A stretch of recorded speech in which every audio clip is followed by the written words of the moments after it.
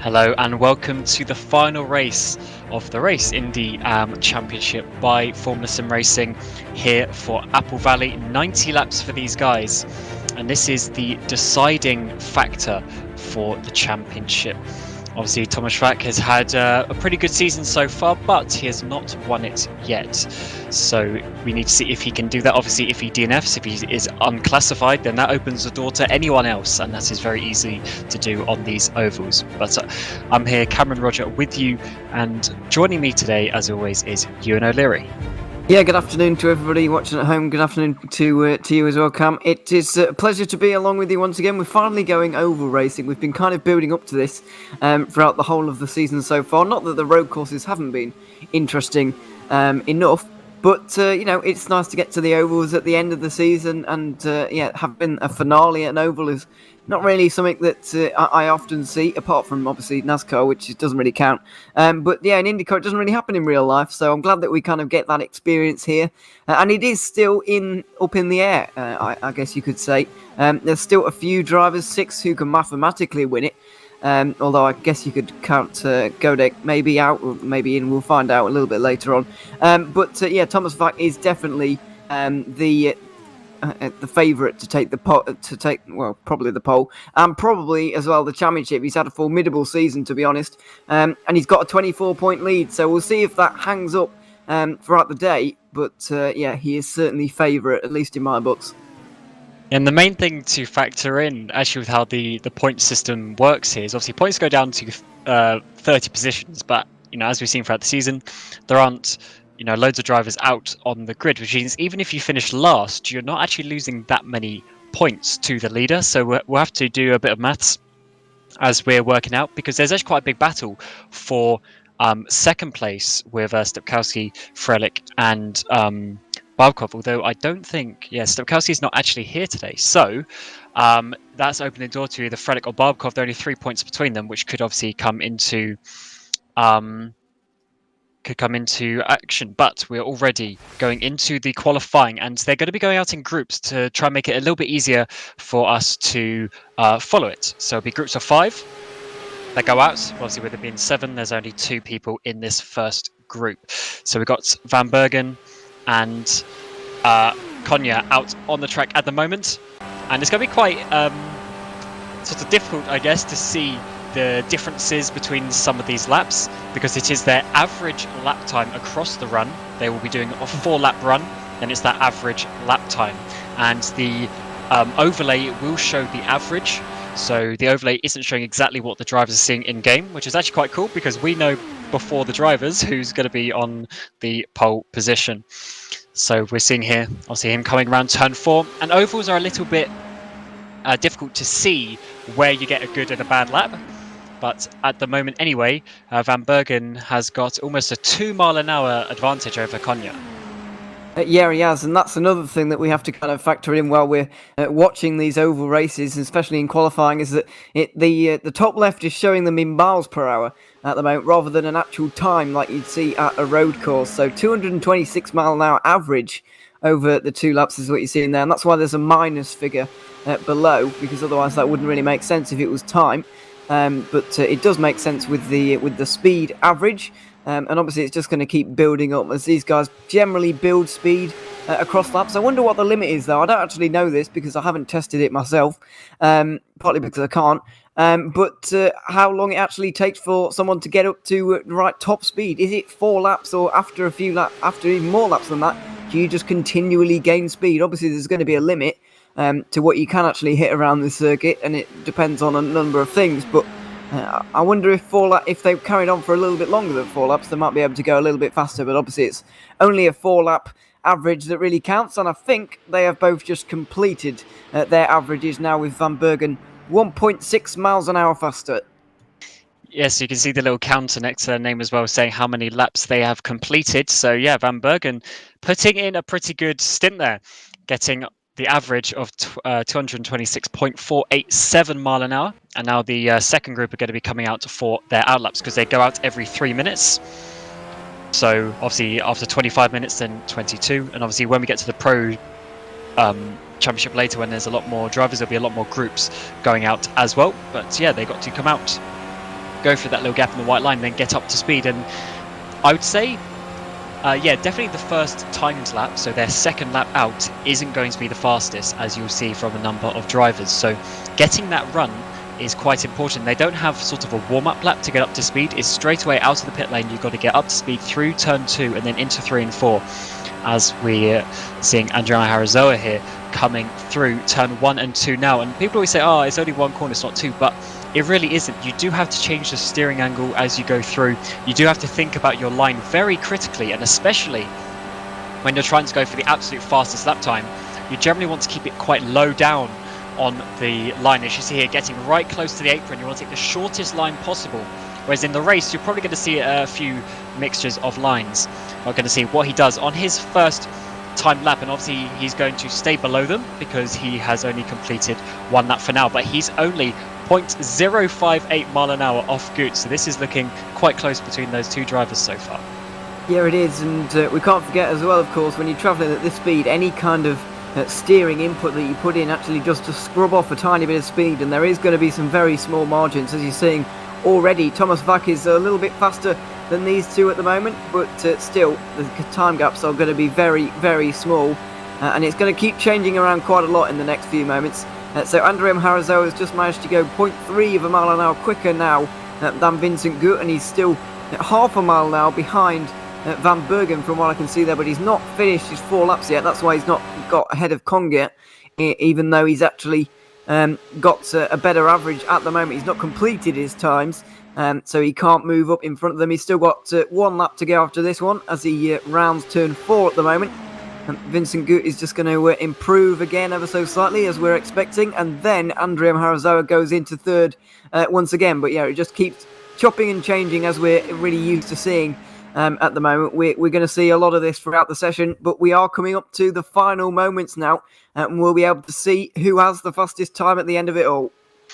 And you really don't know until you get that final lap, because Andrea Harazoa here, he's still 0.3 off average from Van Bergen. So Van Bergen there has done a very good time, it looked like, because it's so difficult to gain just that tiny bit of time. Every tiny steering input is very important, but where is Andrea Harazoa going to put himself? He's going to go up to 2nd place, 0.2 of a mile an hour off, so very, very close indeed. Konya now drops down to 4th as Goot jumps up above him as well, but Barbkov, Frelick and Vack are all on their final laps as they come into this 3rd sector. It's kind of weird how the sectors are split on the oval, which you can see on the track map down below. But Barbkov now coming to the line, currently in 6th place.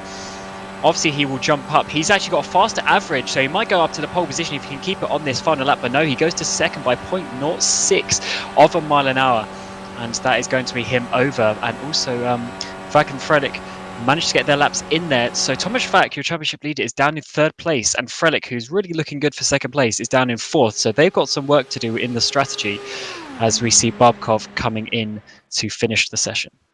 Yeah, he will indeed, the final person to finish, but obviously he's done his 4 laps now, and he can't quite get anywhere near Van Bergen, who hasn't actually taken part in any of the races so far here in the IndyAM series, but he's straight on to the top, maybe a bit of an oval specialist, we're not really sure. But yeah, certainly going very quickly at the moment, and it's very encouraging as well that the top 5 in particular are extremely close out there, and that can only bode well for a great race. We're going to see a lot of slipstreaming throughout it. It's a lot of overtaking, a lot of switching of the positions, I would expect as well. So I'm very much looking forward to it, and these qualifying times are only whetting the appetite, really, because they are extremely close in terms of their pace. And we have to remember, this is a fixed setup series as well, so they all have the same setup, and the only thing they can really change, especially on an oval, is just the line that they take around the corners. Obviously there's generally like a high line and a low line, somewhere maybe in between, but how you use that is very important. And as you can see on this track map, it's not a like a complete 2-corner course. The front straight is actually one massive line, which makes the entry of turn 1 very open, but then obviously it pinches on turn 2, whereas it's the other way around for 3 and 4, because it's quite tight on the entry, and then you've got to open the steering as soon as you can to get the long arc, obviously the least radius as possible, if that makes sense. You just want to have as little steering input. You want to go in a straight line as much as possible, because this is pretty much a flat out oval. There will be a little bit of lifting off during the race as well, so you have to see how those drivers do that, because obviously a throttle goes both ways. Yeah, indeed, it'll be interesting as well to see how the strategy works out, because getting onto pit lane is not normally a thing that we really consider in these races, but it is very, very difficult on an oval. You're travelling at such speeds, you're seeing just there, over 220 mile an hour averages for the whole, even more than that, over 225 averages for those 4 laps. That's the kind of pace they're going to be doing in the race, and slowing down from those kind of heights to kind of normal freeway freeway kind of traffic speed that you would do on the motorway is very, very difficult indeed, and more difficult than you thought, especially when you're kind of turning and on banking. It gets all kinds of weird, so we're going to see a lot of that today. Hopefully not too many spins onto pit lane, but these guys are going to have to practice it, because it is a very, very difficult task indeed. Especially at the speeds he's going, and especially when they're going to be very tightly packed, as they are going to be surely throughout this race. Yeah, they certainly will, and the main thing here for these drivers is keeping in that main pack, and not only that, is keeping on the lead lap. If you have to make a green flag pit stop, you will drop behind a lap, so that can get very awkward with when cautions come out. So your fuel strategy, because obviously there's only one set of tyres, or one compound of tyres I should say, so obviously you just want to be on the best tyres when you can, when you're making your pit stops. But for the fuel strategy, it is very important. You know, if you want to save a couple of laps of fuel, that could really help you.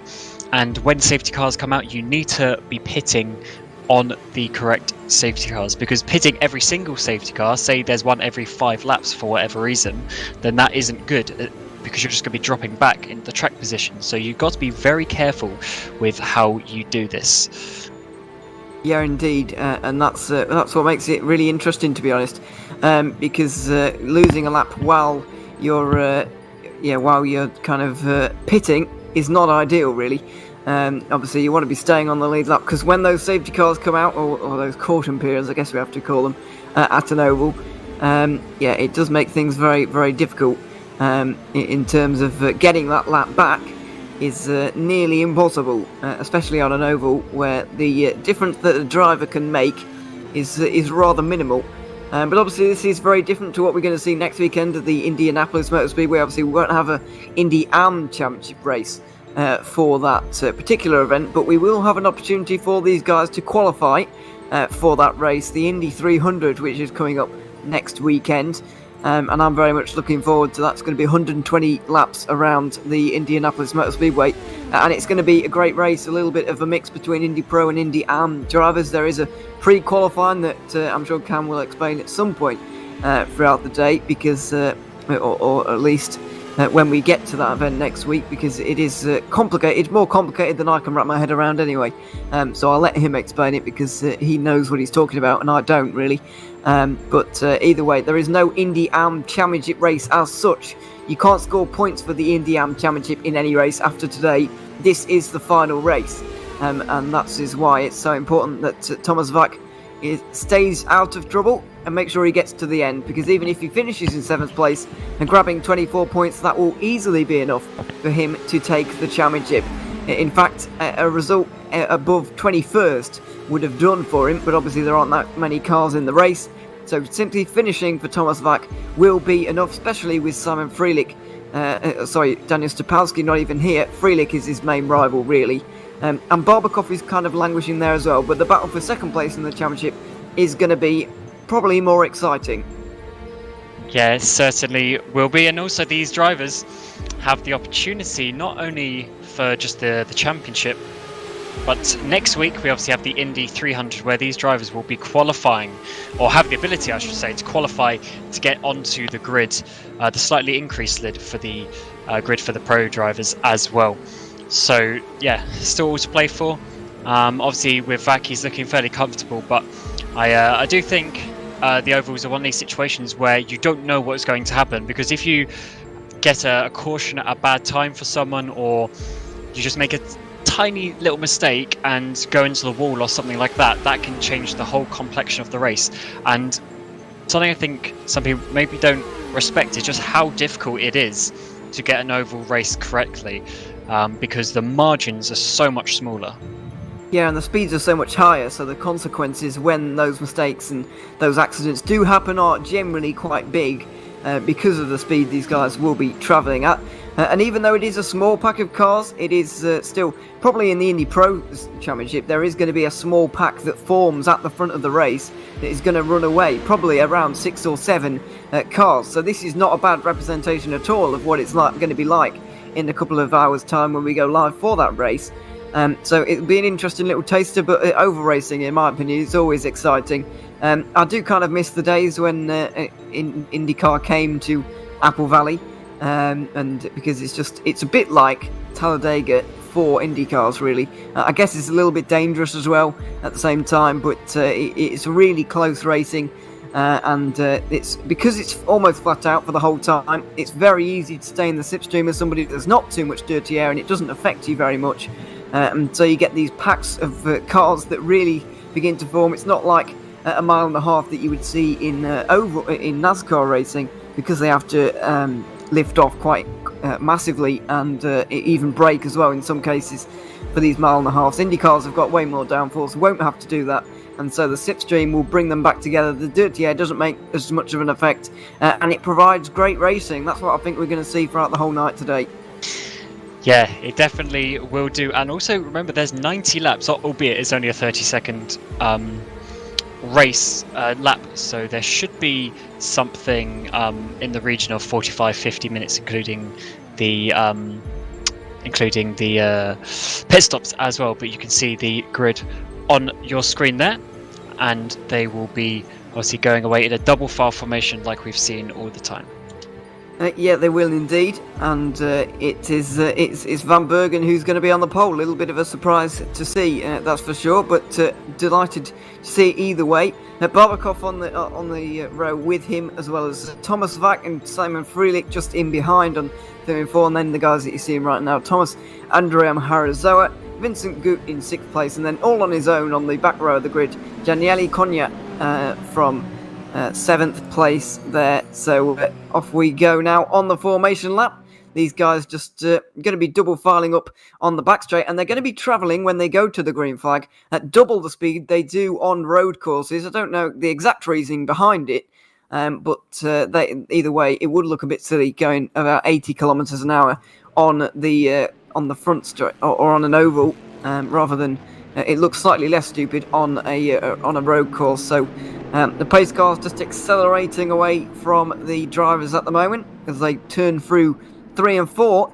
and then Van Bergen is going to be in control of the field when they get past that red pit wall that you're going to see on the left-hand side of the circuit here in a moment. And then we will be green flag racing here in a moment when Van Bergen chooses to hit the throttle and try and hit everyone else, I guess, as well. And we'll have to see when he's going to go. Often going a little bit later can help you because then you get less slipstream, but he's certainly waiting and waiting and waiting and waiting. When is he going to go? He looks like he's going fairly slowly as well, but green flag, green flag now, and it looks like one of the Royal Blue cars has gone really slow, and Van Bergen has had a really bad start there. I don't know. He obviously misunderstood something there because he was not ready to go there at the start finish line, and he's now dropped all the way to the back. So your pole sitter has dropped all the way down already to the back. So he's going to have to try and work his way up again. So we've got Barbakov now leading the way from Vincent Gu, and then the two Royal Blues of Andrem Harazoa and Frelick as we come towards turn 3 on lap 1. Yeah, there was a lot of sliding going on as well from all of the drivers. One of the kind of darker looking cars, I think it was one of the Royal Blue cars, just going up the circuit ever so slightly on that start, trying to get the power down but just couldn't quite, and lost out just a little bit. Those two are running very close together, and Thomas Vack is off the pace just ever so slightly off this start. He's already been passed by Van Bergen, who's into 5th place. Daniele Cogna is not having a great start to this race, down in 7th at the moment as the two Royal Blues now battle into turn 3. Frelick gets to the inside of Andrea Maharazoa, and I'd suggest that is the best thing to do for the moment. These two don't need to fight, but they can't really push each other physically either. They just need to fall in line and try and catch those up in front, I think. But we'll see if that does actually come to fruition. They are certainly running very, very close at the moment, and not really making any inroads into Vincent Gut, although maybe now they are slightly starting to reel him in.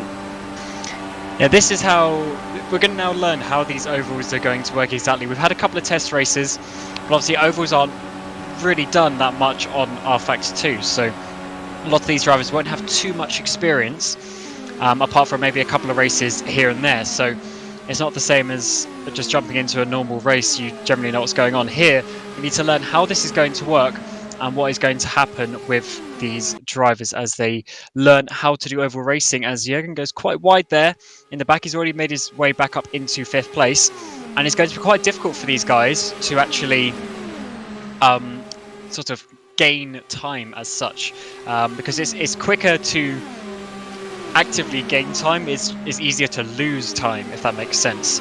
So if you lose a couple of seconds, it's harder to get those couple of seconds back because there's not much you can do apart from go flat out the whole way around. And drivers will be having to change gears between 4th and 5th gear. So getting that correct is good, but the main way you can really gain time is by getting with someone and slipstreaming past them, and then them coming back slipstreaming past you and that sort of thing. Yeah, that's exactly what the Royal Blue cars, or kind of a version of that really, where Andrea Maharazoa is just getting close to Frelick, and that does give him a slight benefit. It's kind of the reverse slipstream, that you kind of get pushed on ever so slightly on the straights when there is a car right behind you, like Andrea Maharazoa is at the moment. And Frelick is definitely catching Vincent Gut, who is losing time to Stoyan Barbakov, and as you saw there, a perfect example of what you were talking about. Van Bergen has just made a slight bit of a mistake. Didn't quite see where it happened, but now he's falling to nearly 3 seconds behind, and he's lost that momentum. It's not the mistake itself, and it's not the time that you lose in the mistake itself. It's the momentum that you lose, and then the places and time that you lose because of that as well. It just kind of snowballs really, and then you have to just drive a little bit harder to get that time back, and then you might make a mistake again, and it just kind of all goes from there, and it's a bit of a meltdown.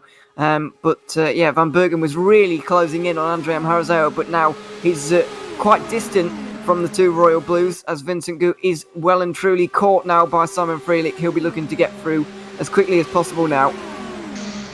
Yeah, it seems Gut has dropped off a little bit by almost 3 seconds now to Frelick, and as we mentioned, 3 seconds, or everything that you have as a reference, you have to sort of change that for ovals, because 3 seconds behind someone is actually a huge amount of time in oval, because there's very little way that Gut on his own is going to be able to just catch that time back up, as we now have Frelick going to the inside of turn number 3 of Vincent Gutt, and he makes that position up to second place. But as you see, Gutt then had to get slowed down, which means the other Royal Blue of Andrea Maharazoa is coming past as well. So this is what I mean. It's so easy to lose time, but gaining is really difficult. So that's where you have to pick your battles. Yeah, you do indeed. And Freelik had a massive wiggle through the middle of turn 3, which kind of made Vincent Gutt get out the throttle and slow down just a little bit, which allowed Andrea Maharazoa to get through. I thought he was going to get both of them at one point actually, but he just got Gutt in the end. So Royal Blue 2 and 3 at the moment, trying to chase down Barbakov, which looks like a very difficult task indeed. But Vincent Gutt is not going away exactly. Now that he's in the slipstream, he can really start to compose himself. He can even start to pick up a few lines and pick up a few tips from these guys up in front at the moment, because he's following them so closely. He can kind of follow their lead and let them do the work a little bit here, get pulled along by the slipstream as well, which is going to speed all three of them up, and it might cause Barbakov to be caught here as well. It might also leave behind Van Bergen, because he has got absolutely no help from anybody. He's all on his own at the moment, no slipstream, and nobody pushing him along either, really becoming to get distant in this race. But Barbakov might be coming back to these three at the moment. It could create a bit of a leading group of four, which will be very interesting indeed, because these two Royal Blue cars definitely look like they are working together at the moment. Andrea Maharazoa has no interest in trying to get past Freelik. He's got no interest in battling his teammate either. He's just staying behind for now and helping him along, and then hopefully later in the race they will battle it out for the win. Yeah, these guys need to work together really to try and catch up, because Barbakov's now got a 5-second lead.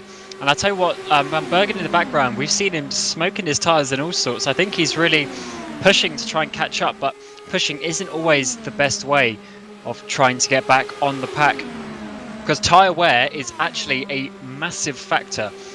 You will lose many tenths over your sitters. Oh, one of the Royal Blues goes into the wall there on the exit of turn number 2. That's going to let Gutt come back past. That was Andrea Maharazoa there getting wide, and it's corners like that, the exit of turn 2, where you're really pushing on that front right tyre, and that will start wearing as the laps go on.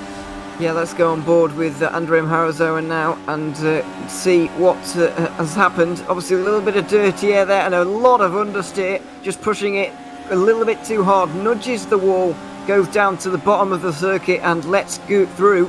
Obviously he didn't want to, but and that wasn't intentional, but massively understeering there into the wall. And that's what you were talking about earlier on, how as Van Bergen has now DNF'd for some reason. Didn't see what happened there, might have been a disconnection, not entirely sure, but that's what you were talking about earlier, Cam. At turn 2, it just tightens up quite a lot, and here we might be about to see, whoa, that's a big accident through turn 4 for Van Bergen. That looked very weird. I don't know if he had an issue there. I don't know what happened there. That looked very weird indeed. Going full lock into turn 3, very weird. But either way, he's out of the race. His sole appearance in this championship, as you mentioned earlier, he hasn't done any of the races so far. He was just coming in. In fact, he did sign up at the beginning of the season, but he was only here to do the oval races. And that has ended very swiftly indeed for him. But we're now looking at Barbakov, who's got the lead now by over 5 seconds. There's a big crash in the back there for Freelik. Oh, he managed to save it, but he's lost loads of speed coming down towards turn 3. So Gutt is going to go round the outside, and damage has been reduced ever so slightly for these guys on the ovals, but you can still harm yourself, especially in your straight line speed, if you start to get damage. And Freelik might have to repair that when he gets to his pit stop, which will not be good, because he will lose quite a few seconds, which is so important in these oval races. Yeah, Royal Blue both finding it extremely difficult through turn 2. Not this one, but here in the exit of turn 2.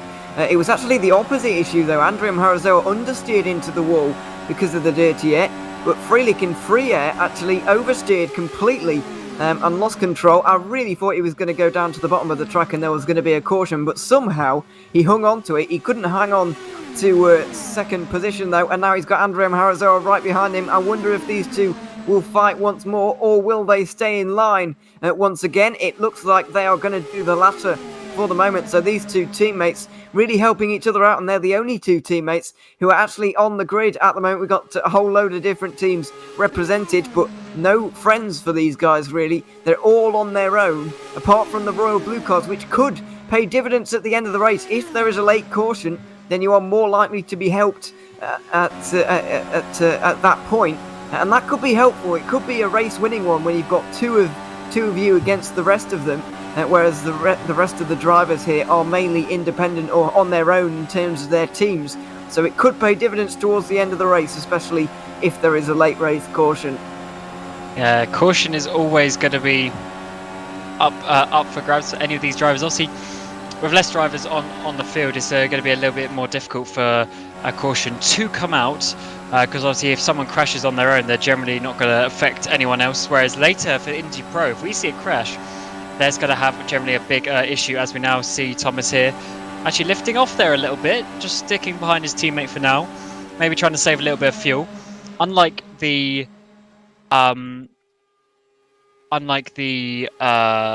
road courses, they actually have the fuel mixtures in these cars, so they will be able to save a little bit of fuel more easily. But he's going to the inside now into turn 3. Now Frelick will have to slot back in, but the drivers will be able, I think it's 8 mixtures that they have, so they will be able to move them about a little bit and try and save a bit of fuel, because as we mentioned before, the fuel strategy is so important, and we're going to be looking somewhere around 26 laps a stint, so we're going to have to see how that works out. And obviously you'll change tyres every stint. Yeah, you will have to, of course, and that means 3 stops in this race if 26 laps is to be believed, but there could end up being more if there's a safety car or a caution flag at the right point. And in Indy Pro, it works out pretty much exactly as 3 pit stops, but if there's a caution, once again, it changes things. A caution will pretty much change anything at this race. And that's what's great about oval racing, really. You think you've got your strategy sorted right to the end of the race, and then a caution comes out just to throw it all in the air. And it could be why Barbakov has raced out to such a lead. If he is in the highest engine mode, the richest engine mode, where he's burning the most fuel, but he's also going the fastest, then he will be extremely fast out there. But some of these guys who are a little bit behind may not be doing that. And we saw Andrea Harazoa earlier even lifting off when you're in the slipstream, and that's another advantage you actually have of staying behind somebody who's a similar pace to you. So maybe there is a little bit of a fuel game going on, and if somebody is in the pack and slowing down and just being behind someone, lifting off into corners, then they may be able to do this race on 2 stops, and it could become a fuel race, which is a little bit bizarre to see on an oval, but it's always very entertaining. Yeah, the fuel strategies are going to be so good later in the Indy Pro as well, because obviously there's so much more sort of different strategies you can think of, but it can also change so much more quickly. Whereas obviously here it's a little bit easier, because obviously with the less cars, you don't get stuck in traffic so much and things like this, so making pit stops isn't quite so negative. But yeah, it will be interesting actually if someone does it on 2 stops. Obviously they would have to do 30 laps a stint, which is quite a lot of saving. But if you are behind someone you're saving, I don't know if I'd say it's possible or fast enough, but it's certainly something to consider. But most teams, I would say, are going to have to do a bit of a sort of splash towards the end to get their fuel number. As Frelick comes into the pit lane, and I saw him struggling wildly throughout his stint so far. Also, Konya is into the pit lane from 5th place in the order. So Frelick has kind of set this all off now. But I really think he was struggling with damage throughout the end of that stint. From the way he was understeering off turn 4 and going so far wider than everybody else in these corners, I just thought that he has to have damage, as his Royal Blue teammate Andrea Harazoa is also into the pit lane now. Frelick leaves, new set of tyres going on for him at the moment. Oh, it's very edgy, these pit exits. You got cold tyres, a very narrow strip of pavement to try and get back onto the circuit, and it's not banked at all, so you're trying to get your power down while going around a corner with absolutely no help from the camber whatsoever. And it's one of the most sketchy parts of the race, both getting onto pit lane and getting out of it as well, as Barbakov, the race leader, comes in as well. Interestingly, Goots stays out for another lap, so he's going to be doing that 26 laps of racing, whereas Barbakov has only done 25. However, Barbakov does have the lead in a couple of seconds lead, so he doesn't have to worry so much about being overly critical. But those extra laps could prove critical as we get later in the race, especially if we stay green flag for a little bit longer. And these drivers now will have to yeah, do the maths and do the calculations in their head as we get later, as Goot now comes in. But as we said, you do lose pretty much a lap from this pitting.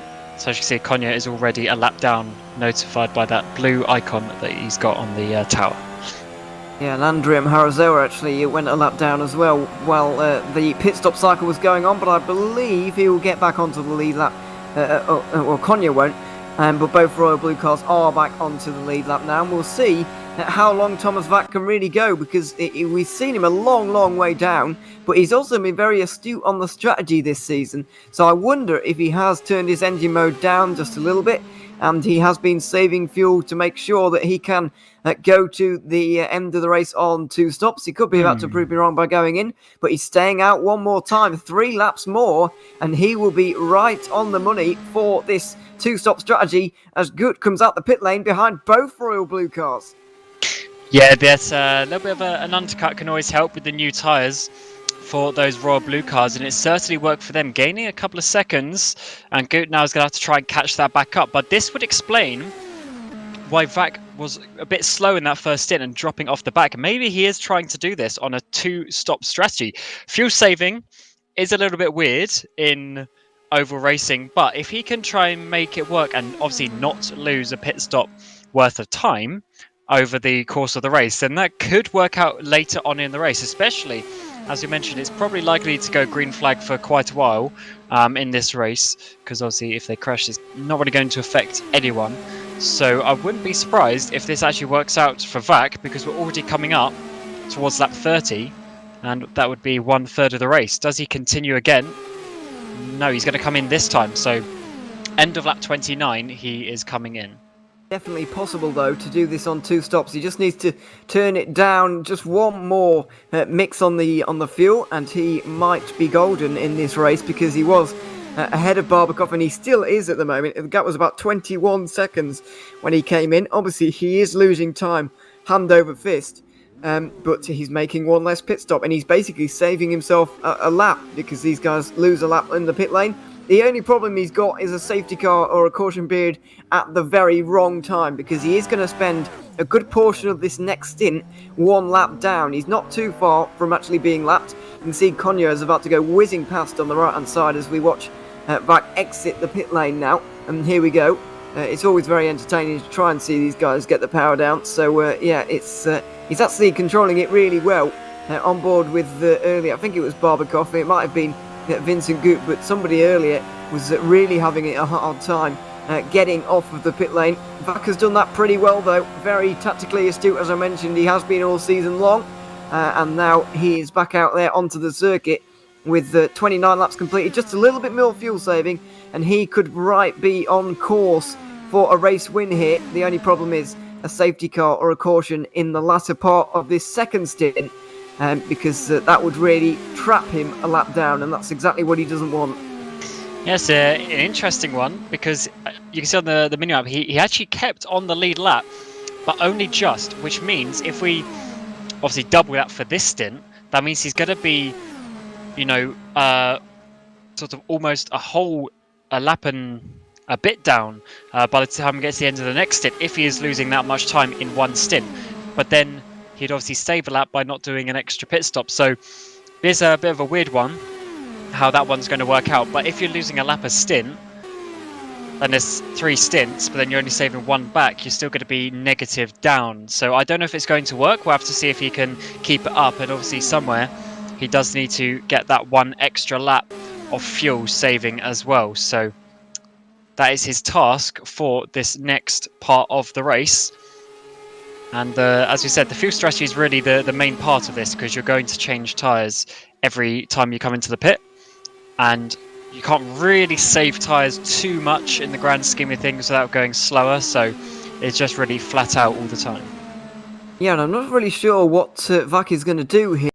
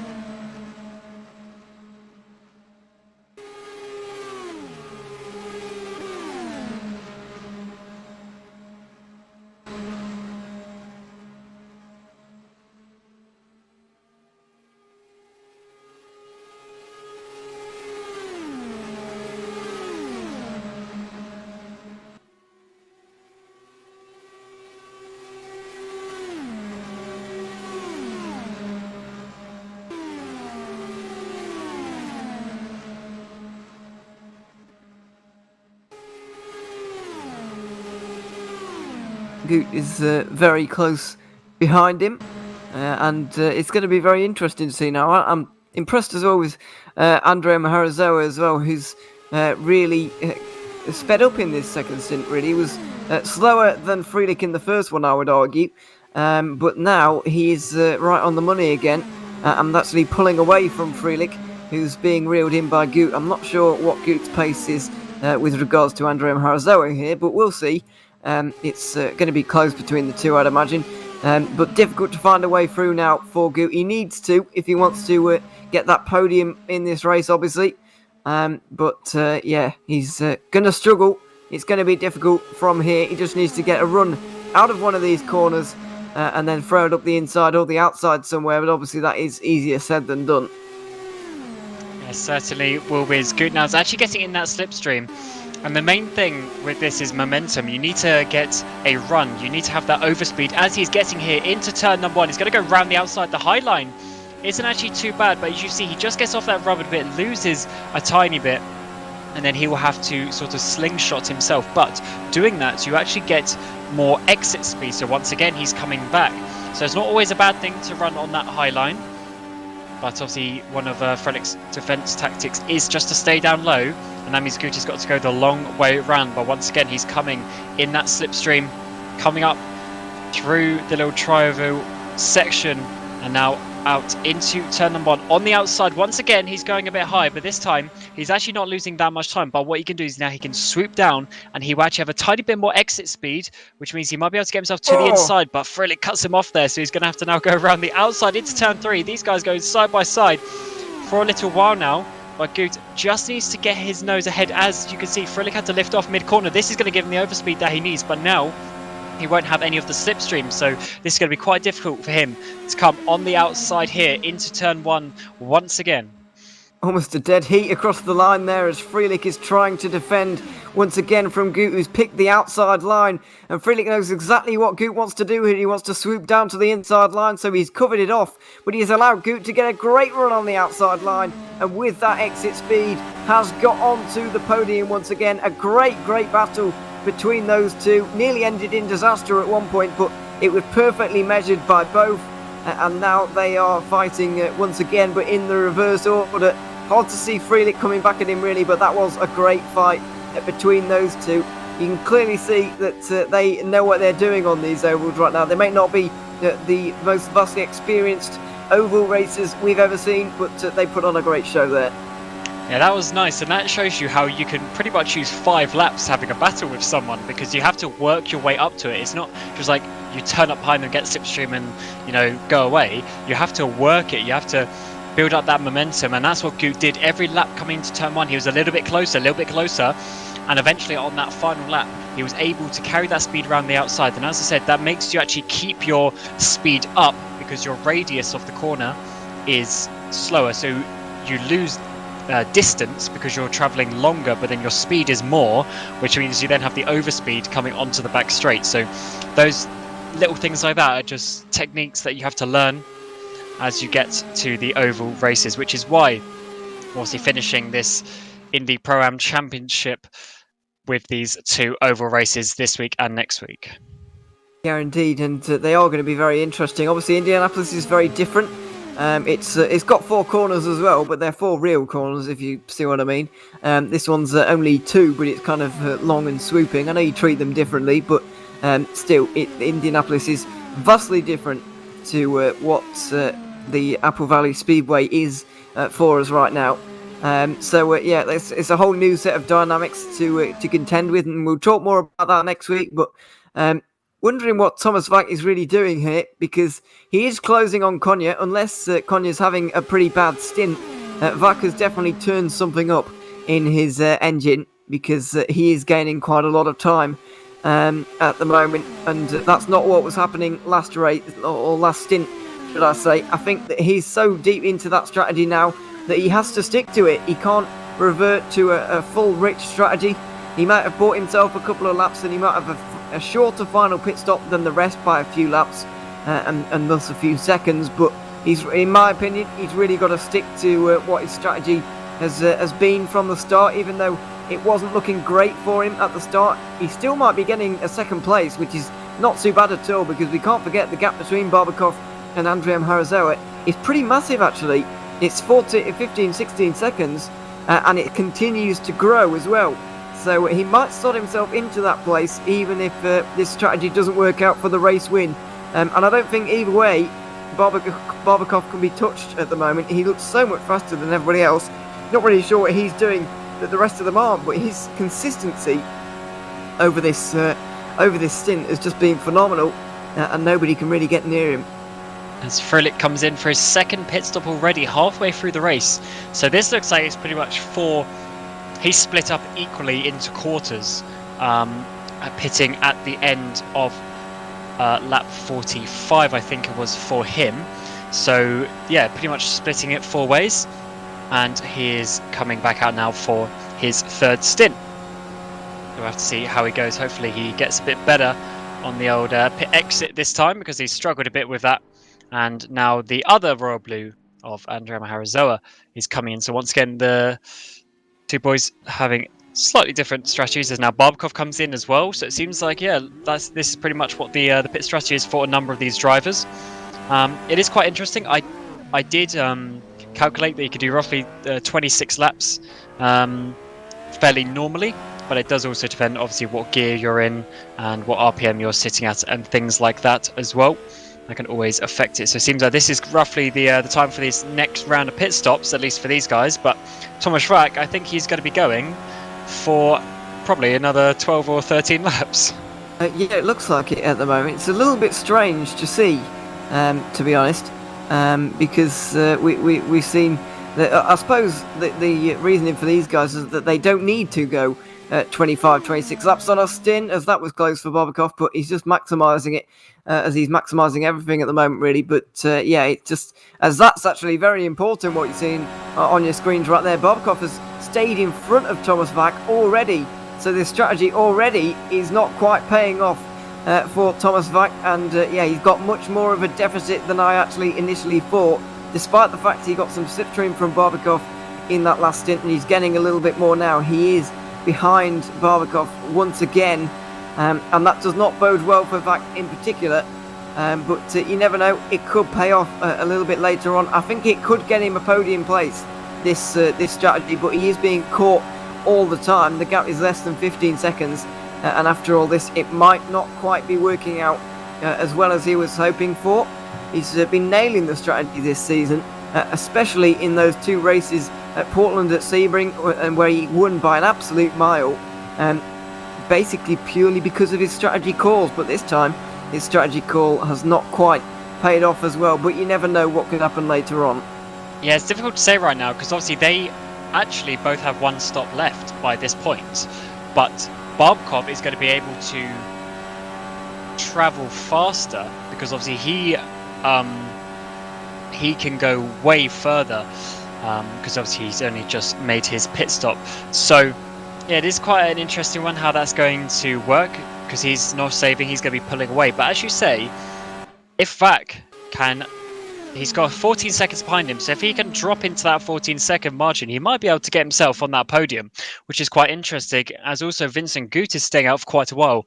And you can see that the little number next to their name is obviously how many laps they've done since their previous stop. So Gut's now going on to lap 26 of this stint, so that is roughly what we were looking at. So this is a little bit more normal, which means his final stint, he'll be able to take less fuel, because he'll be further into that final stint than other drivers, which is quite an interesting one, because then obviously a shorter pit stop, I should say, will mean that you obviously save a bit of track time there. So how that works out is going to be quite interesting, because then the drivers need to do a bit of maths when driving.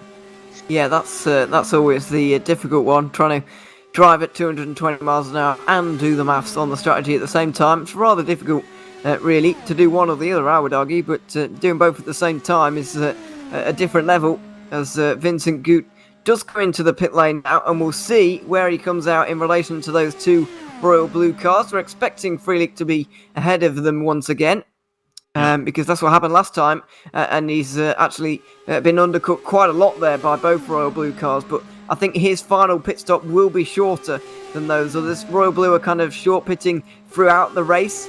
They realise that they don't need to do this 26 lap stint that they can do. They can just run it to what they need to in doing this race on 3 stops, and that doesn't mean doing it on 26 lap stints all the time.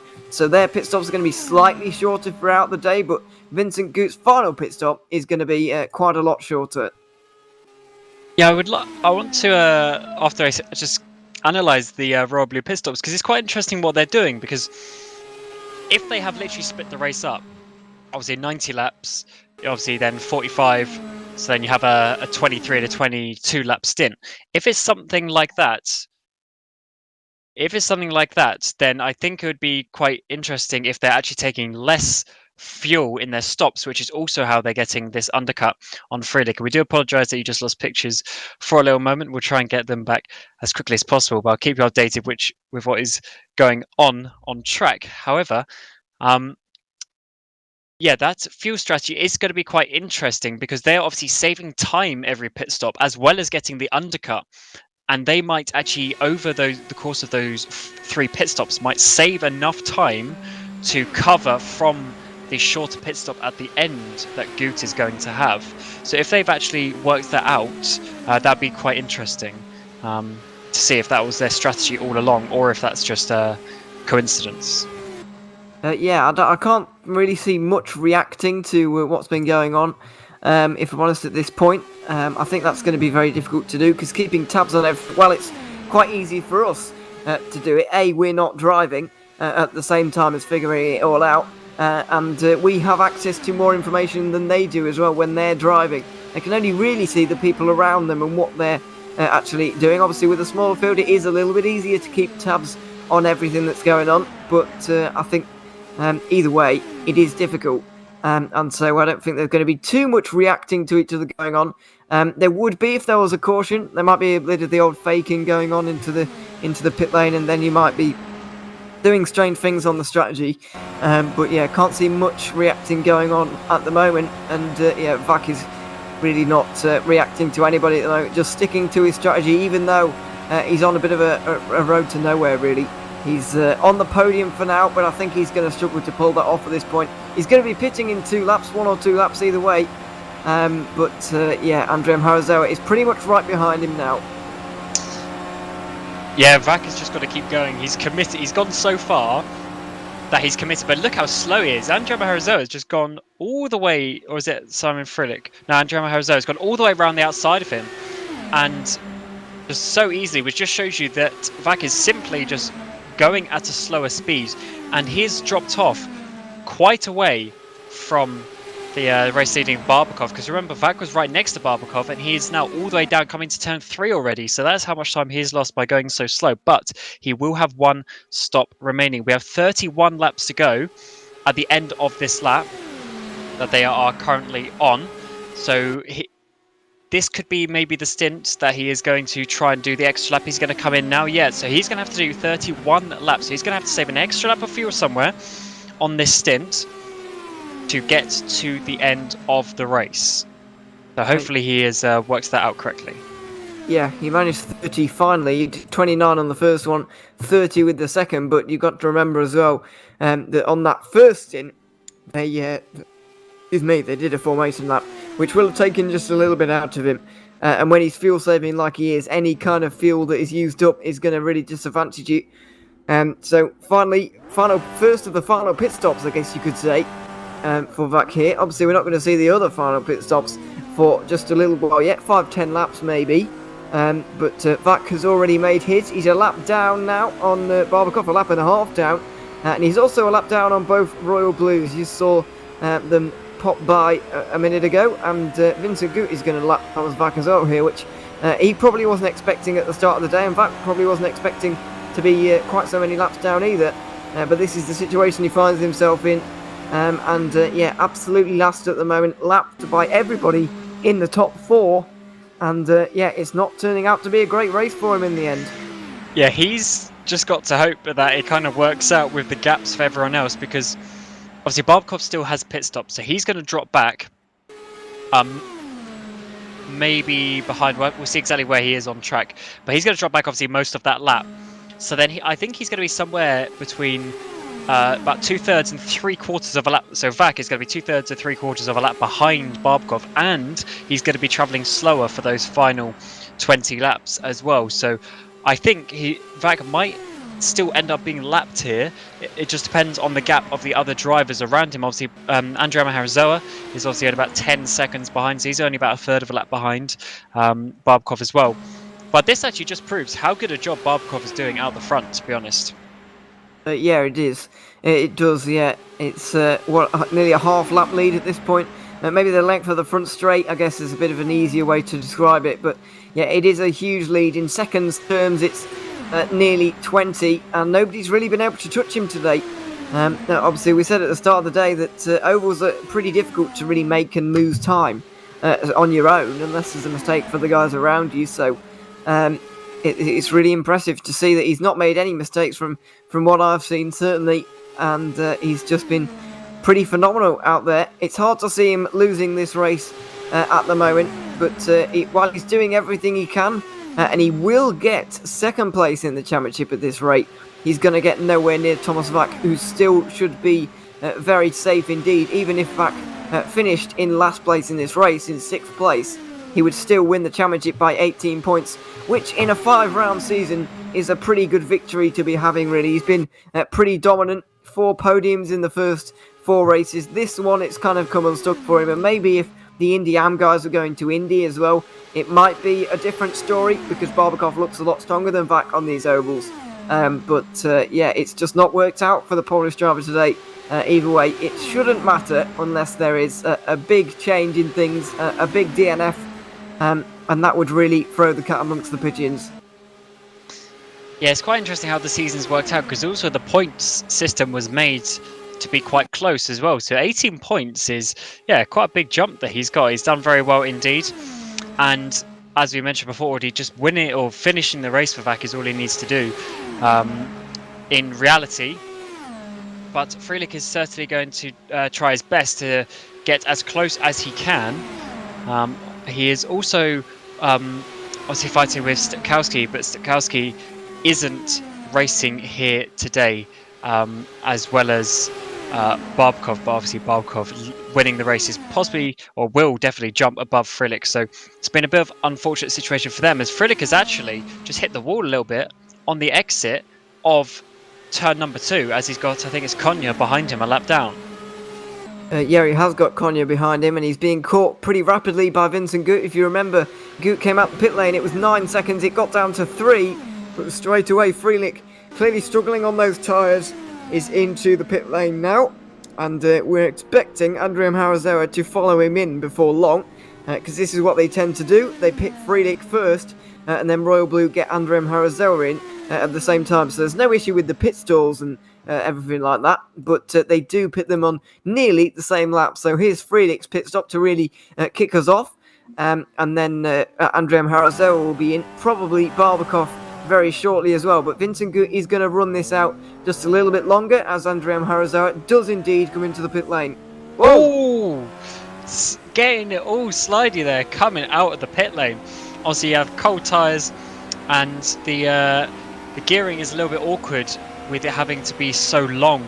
The boost sort of, you wait, then all the boost comes at once, and he obviously wasn't quite ready for that, but he saved it.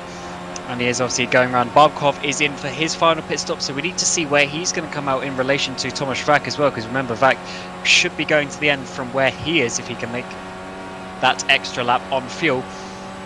And now Barbkov is in the pit lane. Freelich is coming around. Obviously, Freelich is going to now be on the lead lap. So Barbkov has actually got a very, very big lead, as we've already mentioned. And he is coming out now. Gut once again takes the lead, as the pit cycle has worked out a number of times. And Tomasz Vak is quite a way behind him. So this hasn't really worked out that well for him.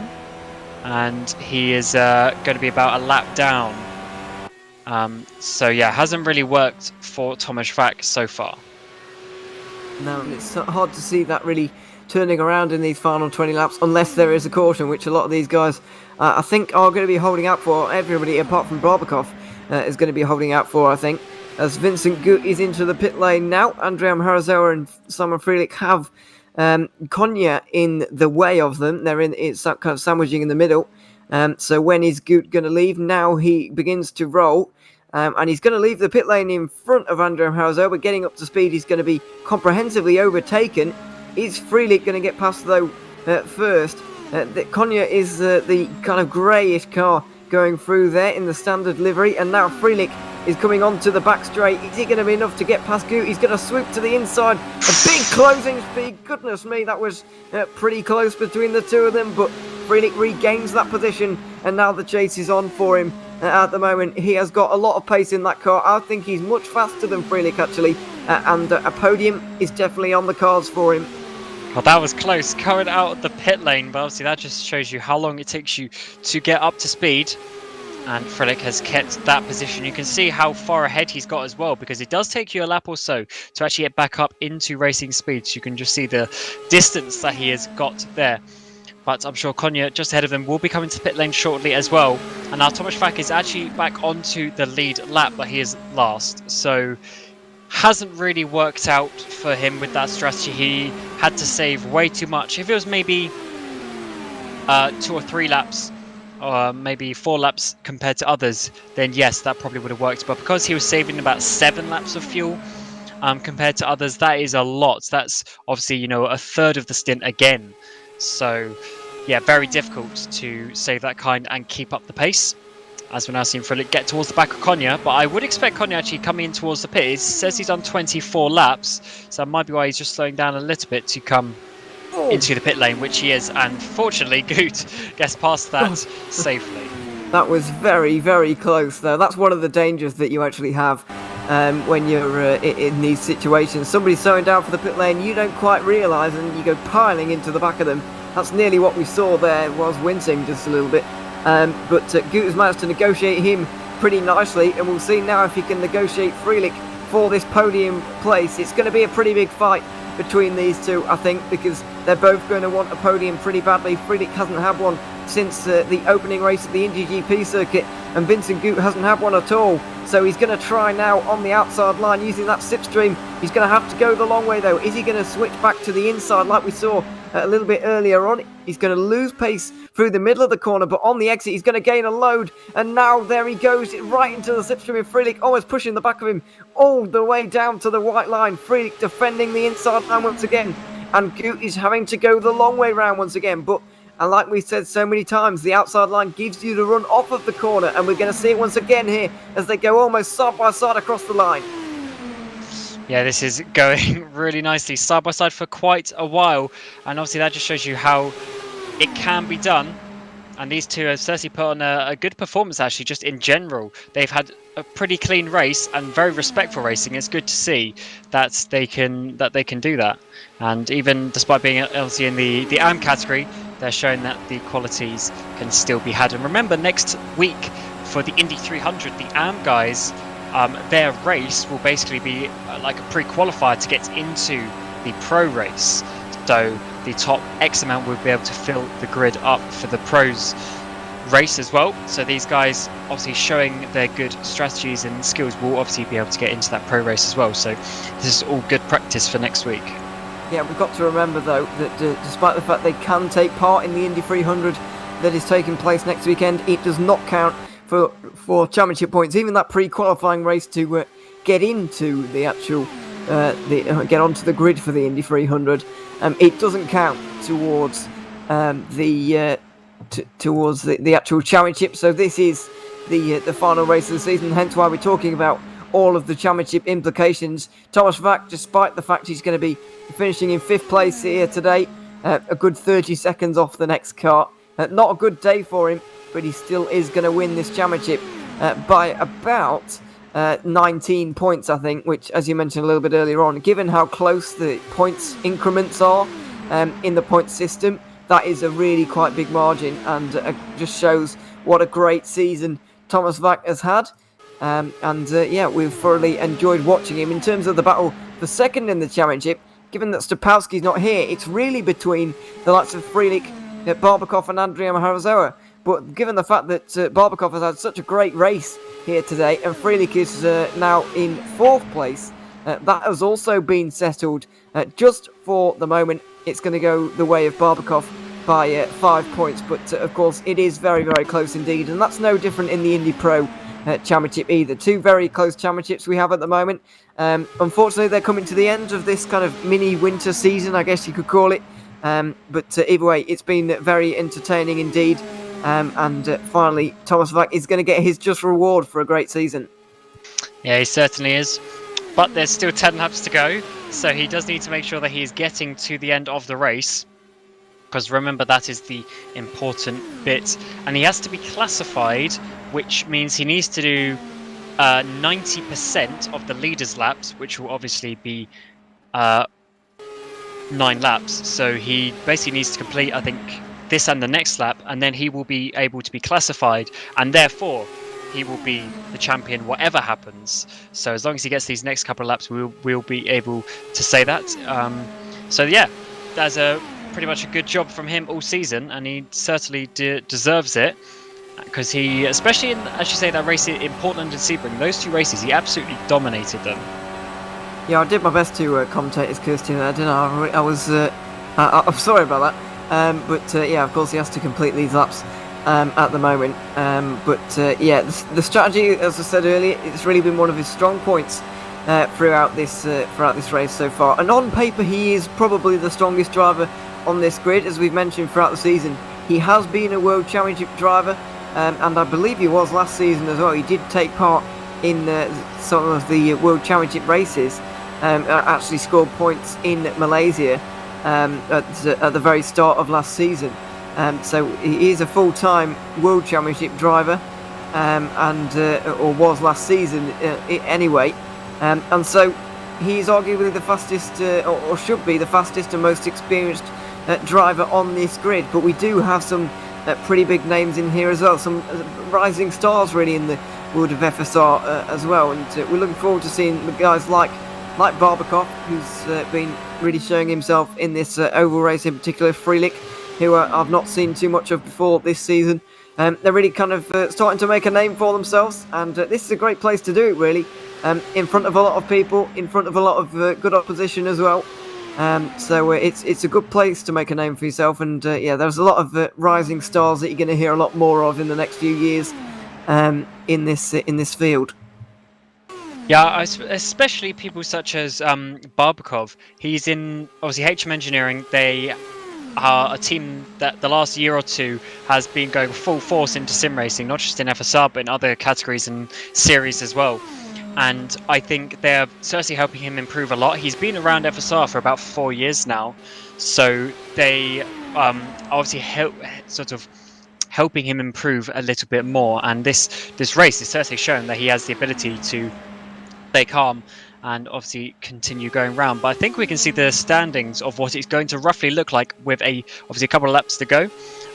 So things can happen. Hopefully no one crashes, but hopefully we can get some live standings for you to show you roughly what it's going to look like when we get to the end. So you can see Vac would be leading, as you say, by 19 points, and Barbakov would jump up to second ahead of Freilich, but only by 5 points, and Andrea Maharazoa would only be 3 points behind his teammate. Yeah, that's actually a surprisingly good drive from him as well. He's been very quiet this season, Andrea Maharazoa. Obviously, he's not been quiet for us. He's been to the forefront of my mind anyway. Trying to get his name right every week is a challenge in itself. But he's been having, other than that, he's been having a very quiet season. Not finished on the podium yet. He looks like he's going to break that duck here today with a second place. But he is a very respectable driver indeed. He's competed in the Academy Series for a couple of seasons now, particularly most frequently last year, or this year just gone in 2020, the Academy Series, but again, not finishing on the podium. So this is going to be his first FSR podium of any capacity. He's never finished on the podium in any series that he's done here at FSR, so this is a bit of a historic moment for him. And he's beaten people like Freilich, his teammate at Royal Blue, who I wouldn't have predicted at the start of the day. Certainly, I would not have said that Andrea Maharazoa was going to beat Freilich. I thought the latter was going to really challenge Barbakov and challenge for the victory in this race, but that hasn't happened. Many things have kind of surprised us here today. It's been a little bit of a surprising experience, and I guess that's what makes them so great. They are hard to predict, and they have provided the entertainment for 90 laps here in the IndyAM series, or IndyAM Championship, excuse me. But Barbakov now, after a dominant drive, still 20 seconds in the lead, but he's on the last lap now, and he's got the finishing line in sight. And he's just got 3 more corners to go before he gets to the end of this race. He has been absolutely dominant, getting the lead there from the beginning and never looked back. Obviously, Jürgen van Bergen had a bit of an issue at the start, which sort of gifted Barbakov the lead, but Barbakov has just run away with this, and he's going to come out of turn 3 and 4 now to win the final race of the IndyAM Championship. So really good job from him. He's going to win by a country mile from Andrea Maharazoa, who's coming around turn 4 now. So comfortably, the HM Engineering driver getting a victory here. But Andrea Maharazoa getting that podium. Good job from him. But also from Vincent Gut just behind, getting on the podium as well. Both their first podiums this season. And Friedrich is coming behind there in 4th place. Just behind him is Thomas Vack, whose strategy really didn't work out today. So he's going to be there in 5th place before Konya in 6th. But that was actually, considering there obviously wasn't the most drivers in the world in that race, that actually had some good entertainment with the different strategies and battles that we had, which really puts us in a good stead for the Pro Series coming a little bit later this evening. Yeah, indeed, that kicks off, or the stream does at least, in 50 minutes' time. So make sure you tune in for that. It's going to be a very interesting one. But now some donuts for some of the IndyAM drivers to mark the end of the season. But Thomas Vack, you're very deserving champion here today. Barbakov, a very deserving race winner as well. He's won races in the Academy Series. He won the Brazilian race for the Academy Series this year. To round off his season, and he's carried that form right into the IndyAM series as well to get a 2nd place on the championship overall. And now he's going to just drive side by side with Thomas Vack, 2 very happy drivers at the end of the day. Even though the pole didn't have the greatest race, he still won the championship by a pretty comfortable margin in the end. But I would say definitely the surprise of the day, but a pleasant surprise, is Vincent Gut, the German driver who we've not seen very much of at all this season. Only a couple of rounds he's actually participated in, and he's never raced in FSR before this championship, but he's managed to pick up a podium here at the Oval, and I wasn't expecting that. Yes, certainly. It's good to see a couple of new names come in. Hopefully they stick around, because obviously there will be an AM race next week, which will be able to qualify them to get onto the back of the Pro Grid, because the Pro Grid will be increased from 30 to 33 for Indy. And then obviously, if a couple of the pro guys don't show up for whatever reason, and any slots are available, then that will obviously allow more drivers to be bumped up into that to fill it to 33. So that is going to be looking really good for those drivers next week on the 8th of November, as you can see there, for the Indy 300. So the AM won't have the 300 race. They'll have a shorter race like today, and then obviously the pro guys will get that full 300 race. But that pretty much rounds up for today for the IndyAM Championship. We obviously have the Race Indy Pro Championship by FSR later today. In about 50 minutes time, we will be going into qualifying there, so do join us later. And they'll be going for a slightly longer race, 120 laps. So thank you, and that pretty much rounds it up here for this one. So until next week for the Indy 300 or for the